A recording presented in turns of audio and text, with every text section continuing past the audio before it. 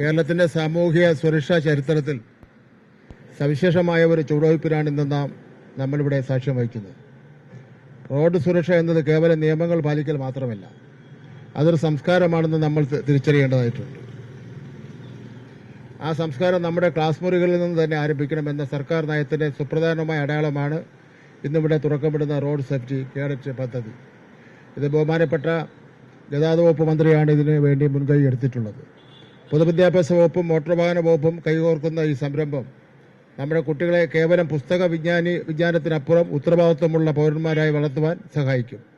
Road അപകടങ്ങൾ കുറയ്ക്കുന്നതിനും സുരക്ഷിതമായ യാത്രാ സംസ്കാരം വളർത്തുന്നതിനും എൻഫോഴ്സ്മെന്റ് സംവിധാനങ്ങൾക്കൊപ്പം തന്നെ ജനകീയമായ ഒരു ഇടപെടൽ അനിവാര്യമാണ്. നമ്മുടെ കുട്ടികൾ റോഡ് നിയമങ്ങൾ കൃത്യമായി പഠിക്കുകയും അത് സ്വന്തം ജീവിതത്തിൽ പകർത്തി മറ്റുള്ളവർക്ക് മാതൃകയാവുകയും ചെയ്യുമ്പോൾ വലിയൊരു മാറ്റത്തിനത് തുറക്കമിടും. ഈ പദ്ധതിയുടെ ഭാഗമായി ഓരോ ബാച്ചിലും ആൺകുട്ടികൾക്കും പെൺകുട്ടികൾക്കും തുല്യ പ്രാധാന്യം നൽകിക്കൊണ്ട് ലിംഗസമത്വം ഞങ്ങൾ ഉറപ്പാക്കിയിട്ടുണ്ട്. കേവലം ട്രാഫിക് ചിഹ്നങ്ങൾ പഠിക്കുന്നതിലുപരി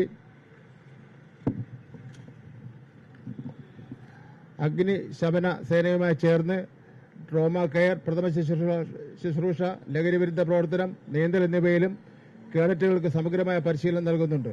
കൂടാതെ KSRTC വർക്ക്ഷോപ്പുകൾ വഴി വാഹനങ്ങളുടെ സാങ്കേതിക വശങ്ങളെക്കുറിച്ച് നേരിട്ട് മനസ്സിലാക്കുവാനും സ്കൂൾ പരിസരത്തെ ഗതാഗതം നിയന്ത്രിക്കുവാനും ഇവരെ സജ്ജമാക്കും.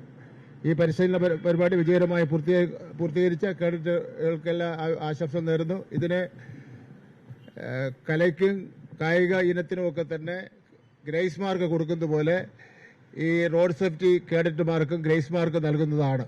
വിദ്യാഭ്യാസ വകുപ്പ് ഗ്രേസ് മാർക്ക് നൽകുന്നതാണ്. ഒരു പ്രോജക്റ്റ് ഉണ്ടാക്കുന്നതാണ്, ഒരു സിലബസ് ഉണ്ടാക്കുന്നതാണ്. ആ പ്രോജക്റ്റും സിലബസും ഗതാഗത വകുപ്പുമായി ആലോചിച്ചുകൊണ്ട് സംയുക്തമായാണ് തയ്യാറാക്കുന്നത്. അതിനുശേഷം അടുത്ത അക്കാഡമിക് ഇയർ മുതൽ നിങ്ങൾക്ക് ഗ്രേസ് മാർക്കും കൂടെ കിട്ടുന്നതിന് വേണ്ടിയുള്ള സംവിധാനം ഉണ്ടാക്കുന്നതാണെന്നുള്ള കാര്യം കൂടി അറിയിച്ചുകൊണ്ട് എൻ്റെ അധ്യക്ഷ പ്രസംഗം അവസാനിപ്പിക്കുന്നു. നന്ദി, നമസ്കാരം.